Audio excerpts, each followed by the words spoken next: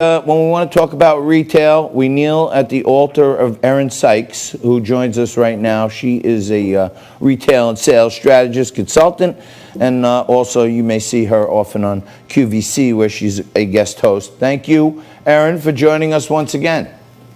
Thanks so much for having me. How you doing? Now I see you back in New York City. Welcome back. Greetings. I know. It's great to be back in the city. I really missed it. I mean, I liked the sun in Florida, but like now it's too hot. So I'm glad to be back here. All right. Well, we miss you too. And your commentary on the retail sector is something our audience misses very much. And now the big news is that Amazon is going to delay Prime Day. What's happening here?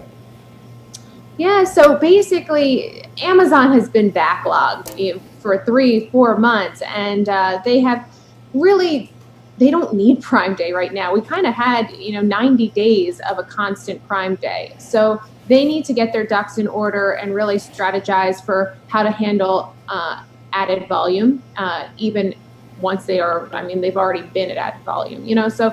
They just need a little space to reorganize. That said, they're doing great. And similarly, Walmart just announced a new strategy for them, but basically competes with Amazon Prime, same-day delivery, and everything else. And Walmart had really been testing it through their grocery business for quite a few months. So they're going to be rolling out and really going toe-to-toe with Amazon. So a couple years back, Walmart made a big acquisition, taking a giant stake, buying the whole company from Jet.com, which was the hot new sexy thing. Just recently, I know they adopted a whole bunch of Jet's philosophies and technological infrastructure, but recently they got rid of Jet. They shut it down. I guess they implemented all their technological advances, but they spent like $2.5 billion, and I guess they used it to soup up their infrastructure for online. And now they're going after Amazon in different ways, I guess.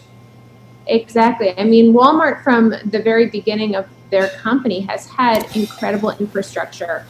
They have the ability to reach a vast number of people really quickly and really accurately, and Jet helped them fast forward that online. But Walmart has been a leader in AI and really using technology in a variety of ways. And a lot of times we always speak about Amazon because it tends to be top of mind. But in my opinion, Walmart has it going on just as well as Amazon does.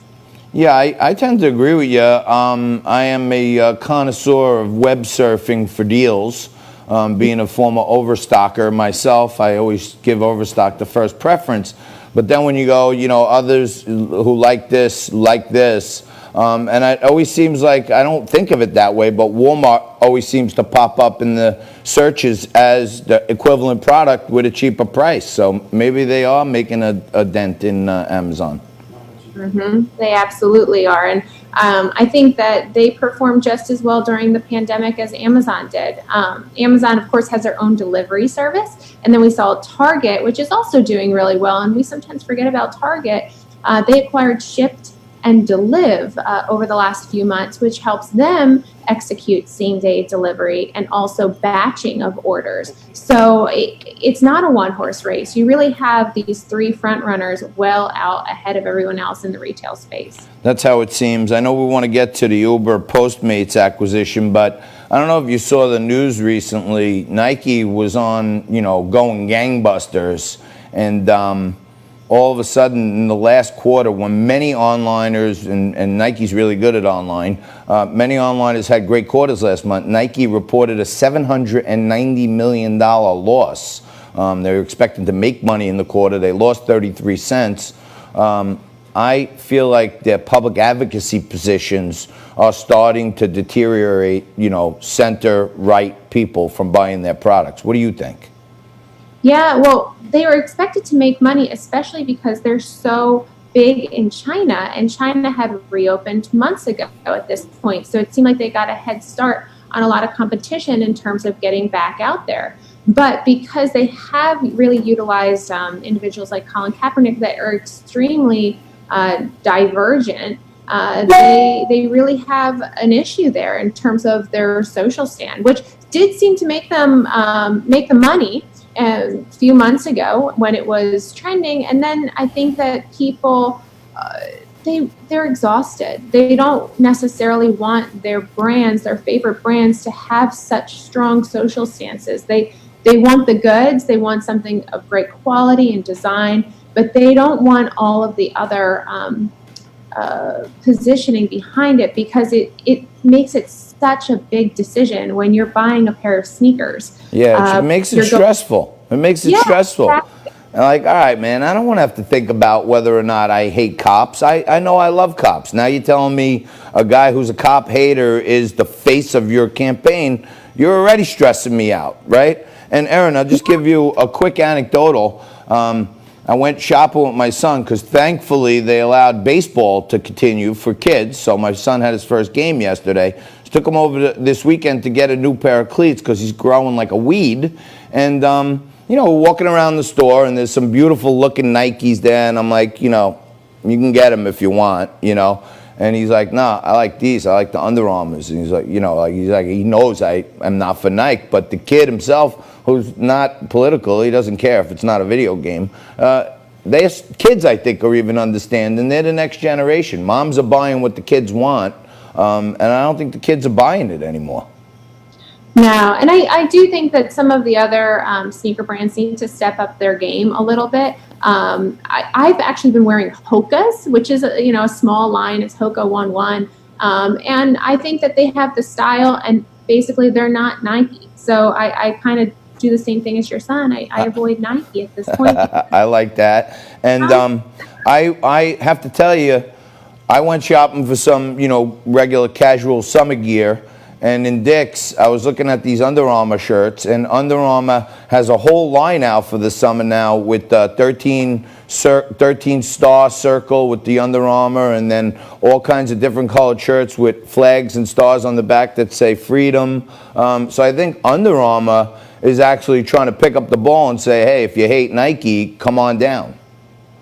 Yeah, Under Armour is a great brand, and their backbone is in performance apparel, meaning that they have the best sweat wicking, the non-chafing, all of those things for real, true, like athletic workouts. I mean, they even made spacesuits to put, I believe it was the Tesla, the SpaceX. I believe it was the SpaceX suits were made by Under Armour. Wow, that I like. All right, in our final minute or so here, Erin, Postmates was thinking about going public. Their last round of financing was at $2.4 billion. Rumor is Uber to acquire them for $2.65 billion. Is this Uber trying to monopolize the food side now? I mean, I think that they're paying a lot for Postmates here, because Postmates it's still a crazy fragmented food delivery market. And I think basically this play by Uber was them realizing they had been left behind with the ride share, because Lyft really came out in front in terms of their service, in terms of the quality of rides, etc. And they're looking for almost anything else to create value other than the ride share, because that is being dominated by Lyft. So, I've honestly never used Postmates. I've used Seamless, Delivery Foods, Uber Eats, Grubhub. But so I think that they have an issue if they're going to pay that much for such a small segment of the food delivery market. Yeah, I tend to agree with you. We got to leave it there, Erin. But imagine if, like, one story comes out that some Postmates drivers got COVID. Nobody will ever call Postmates again, and $2 billion will be down the drain. So I feel like the volatility here is scary for all. Agreed. All right. Thanks so much for joining us, Erin. You got to come back and see us soon, and stay well and healthy, my friend. Thank you, too. That's Erin Sykes. She is a retail analyst and QVC guest host every so often, but great friend of Liquid Lunch. Just like you, stay right there. We're going to come back with some more news of the day right after this.